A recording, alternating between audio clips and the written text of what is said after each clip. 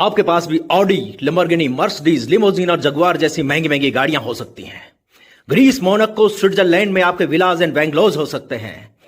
आप स्पेन और कैरेबियन में अपने फैमिली के साथ छुट्टियां मनाएंगे। आपके बच्चे विदेशों में महंगे स्कूलों में एजुकेशन लेंगे। आपके पास पूरी फाइनेंशियल फ्रीडम होगी। आपके पास पैसा ही पैसा होगा और इसे एंजॉय करने के लिए समय ही समय होगा। दोस्तों, आपने इस तरह के बड़े बड़े वादे जो कि आपकी जिंदगी को बदल सकते हैं वो आपने जरूर सुने होंगे। अगर आप मल्टी लेवल मार्केटिंग को समझते हैं या इससे जुड़े हुए हैं तो आपने ये कई बार उनके मीटिंग्स में, सेमिनार्स में बड़े तामझाम के साथ बार बार सुने होंगे। अब जिनको थोड़ा मल्टी लेवल मार्केटिंग के बारे में थोड़ा कम पता है तो मैं उनको बता दूं, आपने एवन का नाम सुना होगा, एमवे का नाम सुना होगा, डीएक्सन का नाम सुना होगा, हर्बल लाइफ, आरसीएम, वेस्टीज, इस तरह से देश में 250-300 मल्टी लेवल मार्केटिंग कंपनीज हैं जिनके एसोसिएट्स आपसे इस तरीके का जिंदगी बदल देने का वादा करते हैं। अब इसमें कितनी सच्चाई है, लेकिन उससे पहले एक बात समझ लीजिए, वो जब ये वादा करते हैं तो उस समय आपसे भी एक वादा लेते हैं कि आप अपना 1 साल मेरे हिसाब से चल के देखो, मैं आपकी जिंदगी बदल दूंगा। आप अपना 1 साल मुझे दे दो। बस यही जो लाइन है कि अपना 1 साल मुझे दे दो, ये जो टर्म्स एंड कंडीशन अप्लाई वाला है ना हिस्सा, यही सबसे ज्यादा खतरनाक होता है। इसके बारे में आगे चर्चा करेंगे कि ये कितना रियलिस्टिक है, क्या ये हो सकता है। आप अगर व्यू जानना चाहें कि क्या ये संभव है तो मैं कहूंगा संभव है, लेकिन वहीं पे क्या होता है, टर्म्स एंड कंडीशन अप्लाई वाला। तो इसको मल्टी लेवल मार्केटिंग को हम कैसे कर सकते हैं, इसमें क्या डूज है, क्या करना है, क्या डोंट्स है, क्या नहीं करना है, क्या सावधानियां रखनी है, अब तक क्या चला आ रहा है, तो मैं उसके बारे में आपको इसमें थोड़ा विस्तार से बताऊंगा। अगले 10-12 मिनट जितना का भी वीडियो होता है उसमें आपको बहुत सारी जानकारियां मिलेगी जो आपको पहले नहीं दी गई होंगी और आपके लिए बहुत ही यूजफुल रहेगा ये डिसीजन लेने में कि आप मल्टी लेवल मार्केटिंग को करें, ना करें या कैसे करें। तो दोस्तों, जब भी आप मल्टी लेवल मार्केटिंग में उतरें तो सबसे पहले तो अपना स्टॉप लॉस एकदम फिक्स करें। स्टॉप लॉस का मतलब है कि आप इसमें बंगला, गाड़ी, ये सब पाने के लिए आप शुरुआत में कितना नुकसान झेल सकते हैं। अब मल्टी लेवल मार्केटिंग में लीडर्स क्या उनके सेमिनार्स में ये बताया जाता है कि इसमें तो आपका कोई नुकसान तो कुछ है नहीं, आपका कुछ पैसा तो लग ही नहीं रहा, सब कुछ फ्री की ज्वाइनिंग हो रही है, आपको तो सिर्फ इस तरह से मेंबर्स बनाना है या डिस्ट्रीब्यूटर बनाना है अपने जैसे। तो मैं बात बता दूं, एक तो सबसे पहले तो आपको अपनी खरीदारी तो उसमें करनी होती है, चलिए उसको एक तरफ रख देते हैं। तो दूसरा जो लॉस होता है टाइम का, आप इसमें 3 साल देंगे, 3 महीने देंगे, कितना समय देंगे। आपका एक कोर बिजनेस होता है जिसे छोड़ के आप ये कर रहे हैं या जिसमें से आप समय निकाल के ये कर रहे हैं। आपका जॉब है जिसमें आप समय निकाल के ये कर रहे हैं। अगर एक मजदूर भी दिन में 500 रुपए कमाता है, महीने का 15,000, अगर आपको 15,000 की इनकम नहीं हो रही है पहले महीने से तो आपका लॉस है। लेकिन ये कहा जा सकता है कि आपको 1 साल, 2 साल, 3 साल बाद आपको लाखों के चेक आएंगे। तो भी आपको ये देखना है कि आप उस नुकसान को कब तक बर्दाश्त कर सकते हैं, क्योंकि आप इन सब अपने सपनों को पूरा करने के लिए रोज डिस्ट्रीब्यूटर से मिलने जाते हैं, अपने क्लाइंट से मिलने जाते हैं, आप अपनी कार में जाते हैं, गाड़ी में जाते हैं। इस तरह से आपको हिसाब किताब रखना है और जो भी आपकी कमाई है उसमें आपको देखना है कि क्या आपने साल भर बाद या 6 महीने बाद क्या आप उस लेवल पे पहुंचे जो कि आपको कमिटमेंट किया गया था, जिसका अपना सपना दिखाया गया था। या हो सकता है कि आपकी तरफ से कोई कमी रह गई हो। तो आप अपना स्टॉप लॉस जरूर रखें कि आपको कितने दिन तक काम करना है, कितने महीने तक काम करना है, और उसका हिसाब किताब भी रखना चाहिए कि मैंने इस दौरान कितना अपने बिजनेस का नुकसान किया है और कितना आने जाने, खाने पीने में इस वजह से नुकसान किया है। एक बहुत इंपॉर्टेंट पॉइंट है कि जब भी आपको कोई नया प्रोस्पेक्ट यानी कि कोई नया क्लाइंट आपको मिलता है या कहीं से आपको उसको रेफरेंस मिलता है तो आप तुरंत वहां जाने की जल्दबाजी ना करें कि आप तुरंत जाए और उससे प्लान समझाएं। उससे पहले उसके बारे में बहुत सारी कुछ जो जानकारी है वो आपको ले लेनी चाहिए। कहीं ना कहीं आपको सोशल मीडिया के जरिए मिल सकती है, आस पड़ोस से मिल सकती है, उस डाउन लाइन से मिल सकती है जिसने की वो रेफरेंस आपको दिया है। मतलब उसकी फाइनेंशियल कंडीशन क्या है, उसका सोशल स्टेटस क्या है, कहां पे वो रह रहा है, उसके इंटरेस्ट क्या है, उसकी इनकम क्या है, उसकी फैमिली में कितने लोग हैं, कैसे हैं, उनका व्यवहार कैसा है। बहुत सारी चीजें जो आपको पता चल सकती हैं पहले ही। आपके पास जितनी ज्यादा इंफॉर्मेशन, जितने ज्यादा डाटा आपके पास रहेगा, उतना आसान आपको उसे कन्वर्ट करने में रहेगी। वरना कई बार क्या होता है, अच्छे खासे लीडर जो है ब्लाइंड कॉल पे चले जाते हैं और यहीं पे जो है बहुत बड़ी गलती हो जाती है, उसको कन्वर्ट नहीं कर पाते। बी ए गुड लिसनर, हमेशा जो है अच्छा श्रोता बने। होता यह है कि हम लोग जो है कई सेमिनार में जाते हैं, किसी मीटिंग में जाते हैं, दो चार जो है उसका प्लानिंग्स होती है, उसको हम समझ लेते हैं और फिर सारा ज्ञान जो उड़ेलने लगते हैं अपने क्लाइंट्स के ऊपर या प्रोस्पेक्ट के ऊपर। तो थोड़ा उनकी भी सुने। बल्क परचेज नहीं करनी चाहिए। कई बार जो ऊपर से दबाव होता है या फोर्स परचेज का दबाव होता है कि आप जो है बल्क में जूस खरीदिए, अगर आपको टारगेट पूरा करना, मार्च एंड आर आप ज्यादा खरीदिए। इस तरह से क्या होता है, कई बार लीडर्स 2, 4, 5 लाख का सामान उठा देते हैं और उसके बाद उनको बेचना भारी पड़ जाता है। आपको दिखेगा उनका चेक तो आ रहा है, लेकिन उनके पास पैसा जब ब्लॉक हो चुका है, ये ज्यादा दिन तक नहीं चल सकता। इस तरह से आप जो है उस कंपनी को गालियां देते हुए आप जो एक दिन छोड़ देंगे और फिर आप जो है दोबारा कभी मल्टी लेवल मार्केटिंग में नहीं आ पाएंगे। चाहे लीडर्स हो या डिस्ट्रीब्यूटर्स, आप कोई भी परचेज इमोशनल परचेज ना करवाएं। यानी कि कई बार जो है कि यार मुझे टारगेट पूरा करना है, थोड़ा सा 5-10 हजार की जरा परचेज कर दो, मेरा भी लेवल आ जाएगा, तुम्हारा भी टारगेट पूरा हो जाएगा। या फिर यार दोस्ती के नाते तो कर सकता है। या फिर कई बार आप इस तरह से भी करते हैं कि अरे यार हद हो गया ना, दोस्त के नाते तुम अगर ये नहीं कर सकते तो तुम दोस्त कहलाने लायक नहीं हो। इस तरह की परचेज से जो है आप एक बार में आप कर सकते हो थोड़ा बहुत बिजनेस, लेकिन इससे आप जो है अपने प्रोस्पेक्ट को भी हमेशा के लिए खो देते हो और उससे मिलने वाली जो संभावना है, जो अदर जो प्रोस्पेक्ट है उनको भी आप खो देते हो। कई बार नए मेंबर्स या जो नए प्रोस्पेक्ट्स होते हैं, डिस्ट्रीब्यूटर्स होते हैं, वो अपने जोश में जो है कई बार आप सबसे पहले तो अपनी आईडी बनाते हैं, उसके बाद अपने भाई बहनों की आईडी बना लेते हैं जो नियर एंड डियर होते हैं। उसके बाद कई बार जो है अगर कहीं से उनसे कन्विंस नहीं होता तो क्या ठीक है कि पैसे मैं दे देती हूँ या पैसा मैं दे देता हूँ तुम्हारा, और इस तरीके से जो है अपना कर्जा बढ़ाते रहते हैं। आप कभी भी किसी की फ्री में ज्वाइनिंग ना करवाएं, बिना प्रोडक्ट दिए उससे ज्वाइनिंग ना करवाएं, क्योंकि जब तक किसी का पैसा स्टेक पे नहीं लगा होगा तब तक वो मेहनत नहीं करेगा। आप जितना दूसरों की आईडी पे पैसा भर दिया, उनके प्रोडक्ट्स खरीद के उनको सामान पहुंचाते जाएंगे अपने पैसों से, उतना आप अपना ही नुकसान करेंगे और अल्टीमेटली आप भी जो है मल्टी लेवल मार्केटिंग से बाहर हो जाएंगे। नए प्रोस्पेक्ट के साथ किसी भी हालत में धर्म यानी रिलीजन और पॉलिटिक्स के ऊपर चर्चा ना करें। हाँ, जो आपके जो कंफर्ट जोन में जिनके साथ आप कर सकते आप बाहर कर सकते हैं, लेकिन प्रोस्पेक्ट के साथ चाहे मीटिंग के खत्म होने के बाद भी जो वो चर्चा ना ही करें तो ज्यादा, क्योंकि हम हिंदुस्तानी चाहे अपनी सियासी वफादारी हो चाहे वो धार्मिक आस्था हो, इसके मामले में बहुत ज्यादा टची होते हैं, भावुक होते हैं। तो इसलिए इन चीजों से हमेशा बच के रहें। नॉर्मली आपको क्लाइंट के पास अगर जाना हो तो पहले फोन करके या सूचित करके और टाइम लेके ही जाना चाहिए। लेकिन इन केस आप कभी अचानक किसी ब्लाइंड कॉल पे पहुंच ही गए तो आपके पास उसके बारे में कोई जानकारी या डाटा तो होता नहीं, जैसे मैंने पहले जिक्र किया था।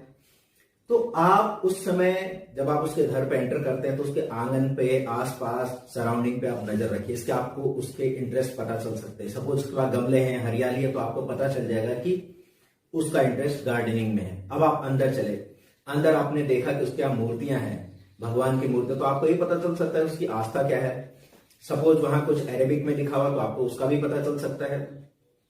वो उस समय कौन सा टीवी चैनल देख रहा था तो उसकी पॉलिटिकल और रिलीजियस उसके व्यूज का भी कुछ थोड़ा बहुत पता चल सकता है। हालांकि टीवी उस समय ऑफ करवा दें तो ज्यादा बेटर है।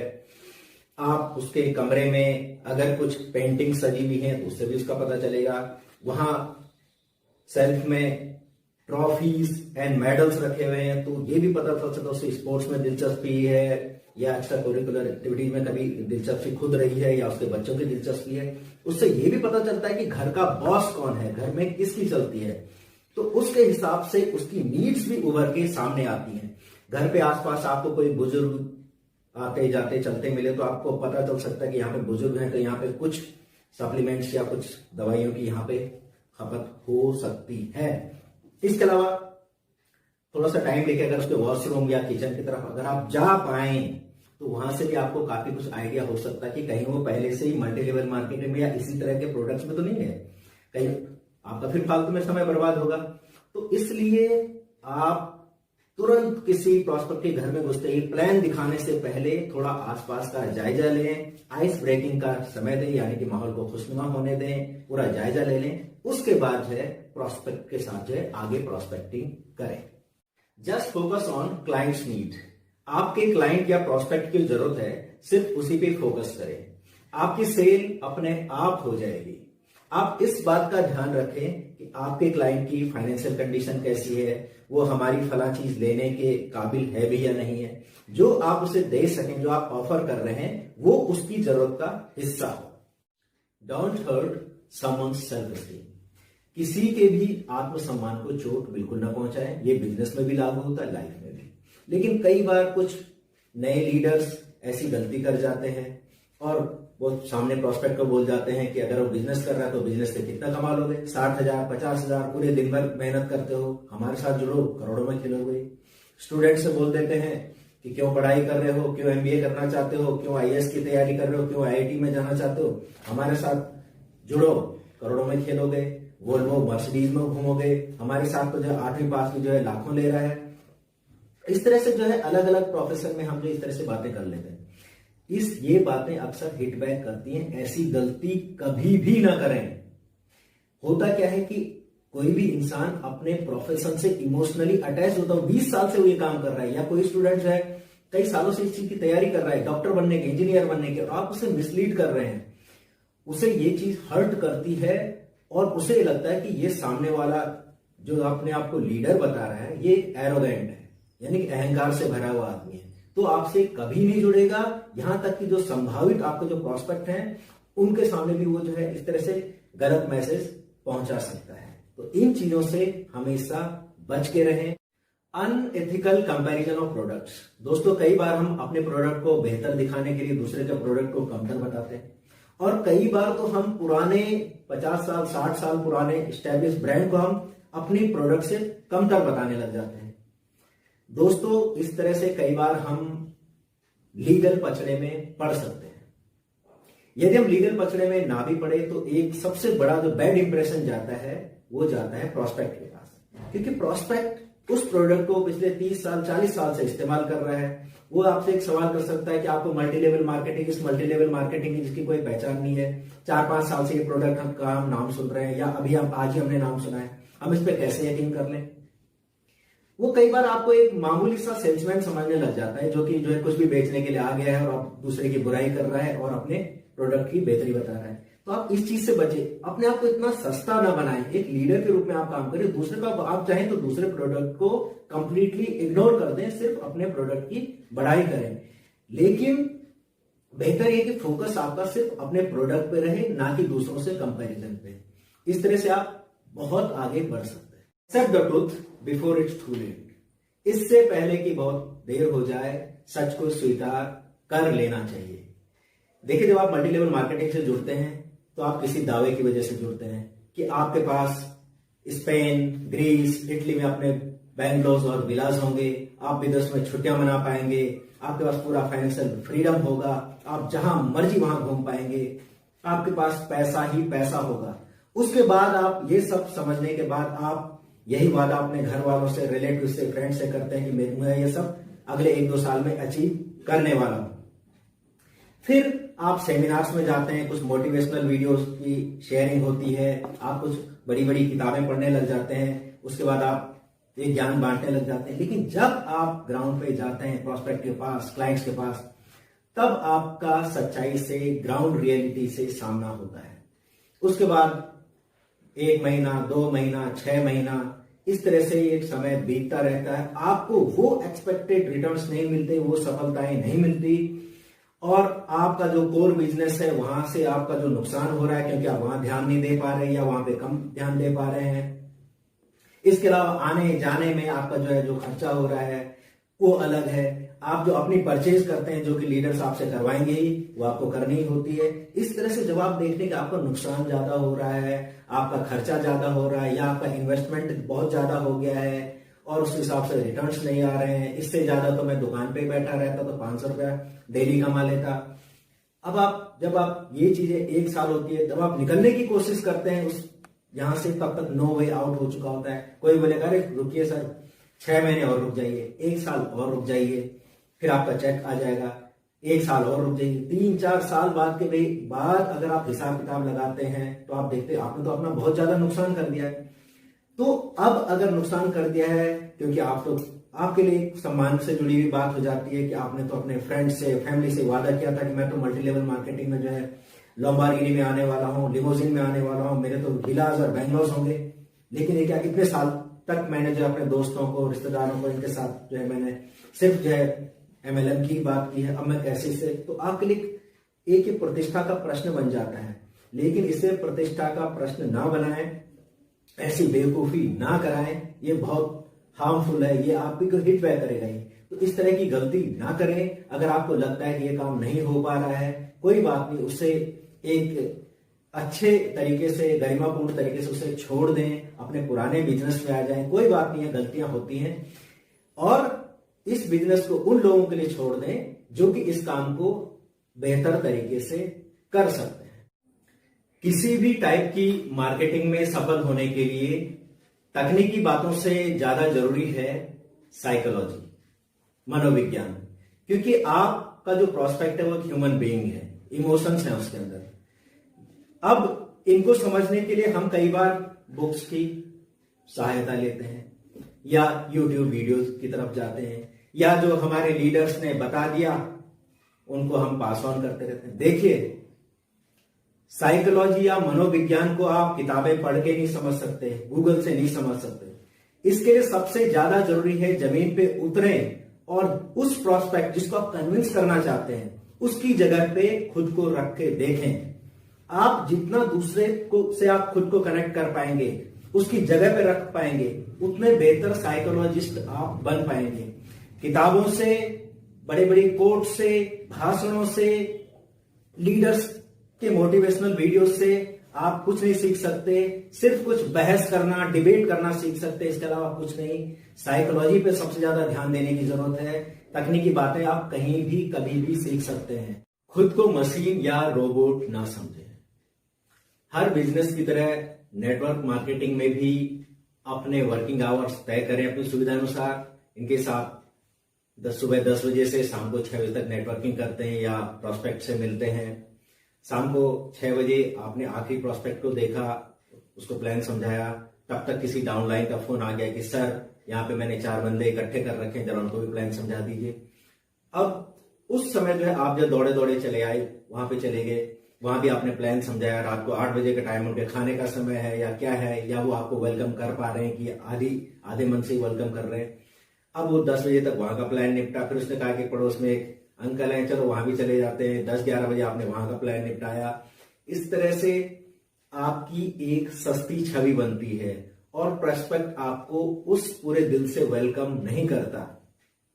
उसकी बॉडी लैंग्वेज से पता चल जाता है कि आप उसकी प्राइवेसी को इन्वेड कर रहे हैं, और इसका फायदा अक्सर आपकी डाउनलाइन भी उठाने लगते हैं, क्योंकि डाउनलाइन कई बार उनके अपने काम होते बोलते सर चलो सर रुड़की चले जाते हैं, चलो सर देवबंद चले जाते हैं, चलो सर कानपुर चले जाते हैं, वहां मेरे जानने वाले 50 लोग खड़े हैं, वहां पे मैं मीटिंग करवा दूंगा, और आप उसकी बातों में आ जाते हैं और इस तरह से आप अपना पूरा खर्चा कर लेते हैं। प्रोस्पेक्ट वहां पे आपको मिलते नहीं, आसती सफलता आपको मिलती है नहीं, और इस तरह से आप दो नुकसान करते हैं। एक तो आप अपनी फैमिली को पूरा वक्त नहीं दे पा रहे, दूसरा आप स्वास्थ्य का भी नुकसान कर रहे हैं, अपनी सेहत का नुकसान कर रहे हैं। अगर आपको आज से 5 साल बाद इस हार्ड वर्क से थोड़ी बहुत सफलता मिल भी गई और आपको इतनी सारी बीमारियां हो गई, कमजोरी हो गई, आप फ्रस्ट्रेशन का शिकार हो गए, तो आप उस पैसे को इंजॉय कैसे कर पाएंगे, ये आप सोचिए। तो सबसे पहले तो अपने सेहत का ध्यान रखिए, अपने वर्किंग आवर्स को आप निश्चित कीजिए, और एक लाइट वातावरण में, खुशनुमा माहौल में जो है अपनी प्रोस्पेक्टिंग कीजिए। ज्यादा तनाव मत लीजिए। जितना आप टेंशन लेंगे, तनाव लेंगे, उतने ही चांसेस आपके सफलता के कम होते रहेंगे। इसलिए बेहतर हो आप इंजॉय करते रहें, फैमिली के साथ भी वक्त बिताएं। कभी आपको लग रहा है कि बहुत ज्यादा फ्रस्ट्रेशन हो गया है, सफलता नहीं मिल पा रही है कुछ, तो उस समय आप थोड़ा सा 2-3 दिन का या हफ्ते भर का ब्रेक लें। उस समय इस नेटवर्किंग के बारे में बात ना करें, फैमिली के साथ रहें, कुछ आप खुद को रिचार्ज कर पाएंगे। उस समय आपके पास कुछ नया आइडिया जरूर आएगा, और इस तरह से आप जो दोबारा उस काम को शुरू कर पाएंगे। नेटवर्क मार्केटिंग में एक बात कही जाती है कि जो पैसा आता है ये आता है जो ट्रेडिशनल मार्केटिंग में जो एडवर्टीजमेंट में जो कॉस्ट लगती है। मसलन कि अमिताभ, शाहरुख खान, दीपिका पादुकोण या विराट कोहली, अनुष्का, इस तरह से ये लोग जो करोड़ों, 50 करोड़, 100 करोड़ जो इस तरह से कंपनी से लेते हैं, वो जो विज्ञापन का जो खर्चा जो बचता है, जो आप डिस्ट्रीब्यूटर खुद करता है ये काम विज्ञापन का, वो जो है डिस्ट्रीब्यूटर उसमें मल्टी लेवल मार्केटिंग में बढ़ता है, इससे उनको प्रॉफिट मिलता है। तो ये बात किसी हद तक सही है, लेकिन अगर आपको ब्रांड एम्बेसडर का दर्जा दिया गया है, हर मल्टी लेवल मार्केटिंग कंपनी ये कहती है कि हमारा डिस्ट्रीब्यूटर ही हमारा शाहरुख खान है, हमारा अमिताभ है या हमारी दीपिका पादुकोण है, वो ब्रांड एम्बेसडर, तो आपको उसकी तरह से जो है अपने प्रोस्पेक्ट पे आपको कनेक्ट बनाना पड़ेगा। क्योंकि चाहे विराट कोहली हो, सचिन हो, अमिताभ हो, दीपिका, इन्होंने वर्षों मेहनत करके ये मुकाम पाया है कि आज इनका क्लाइंट्स के साथ या जो ऑडियंस के साथ इनका कनेक्ट बन पाया, इसीलिए लोग उनके कहने पे चीजें खरीदते हैं। तो आप जो है सिर्फ 2 मिनट का वीडियो देख के या एक सेमिनार अटेंड करके आप सोचें कि आप भी जो है बेच पाएंगे, तो इसके लिए आपको बहुत ज्यादा मेहनत करनी पड़ेगी। आपको मार्केटिंग की बारीकी को समझना पड़ेगा, आपको क्लाइंट की साइकोलॉजी को समझना पड़ेगा। ये सिर्फ लीडर से सीखी हुई चंद डायलॉग बाजी से आप जो है बिजनेस नहीं कर सकते। तो इसके लिए आपको बहुत कमिटेड होना पड़ेगा, शाहरुख खान, अमिताभ, दीपिका बनना पड़ेगा, तब जाके जो आप ये काम कर सकते। आमतौर पर डिस्ट्रीब्यूटर्स कंपनी के प्रोडक्ट से प्रचार के लिए सोशल मीडिया का इस्तेमाल करते हैं, जैसे फेसबुक है, व्हाट्सएप है। तो आपको फेसबुक, व्हाट्सएप या सोशल मीडिया का इस्तेमाल बड़ी चतुराई से ही करना चाहिए, कम से कम करना चाहिए। कई बार हम जरूरत से ज्यादा करने लग जाते हैं, यानी कि हर 15 मिनट, 20 मिनट या आधा घंटे के बाद जब पिक्चर्स, मैसेजेस, वीडियोस भेजने लग जाते हैं, तो इससे क्या होता है कि आपका जो प्रोस्पेक्ट है, ये पोटेंशियल जो क्लाइंट है, वो जो इससे जो है इम्यून हो जाता है, उसे इसका कोई असर नहीं होता। कुछ दिन बाद वो सोचता है कि इनका रोज का काम है। तो आप जिस चीज की अति हो जाती है वो चीज कभी भी असर नहीं करती, चाहे दवाई ही क्यों हो। तो आपको कोशिश ये करनी, जब बहुत इंपॉर्टेंट कोई मैसेज हो, बिल्कुल नई चीज आप पेश करने जा रहे हो, तभी आप उसे अपने प्रोस्पेक्ट को, अपनी टीम को वो जो है फॉरवर्ड करें। तो इन्हीं शुभकामनाओं के साथ कि आपको अपने बिजनेस में हो चाहे लाइफ हो, आपको सफलता मिले, मैं ये वीडियो यहीं समाप्त कर रहा हूं। फिर कभी डिटेल में और मैं आगे बात करूंगा। तब तक के लिए बहुत बहुत धन्यवाद।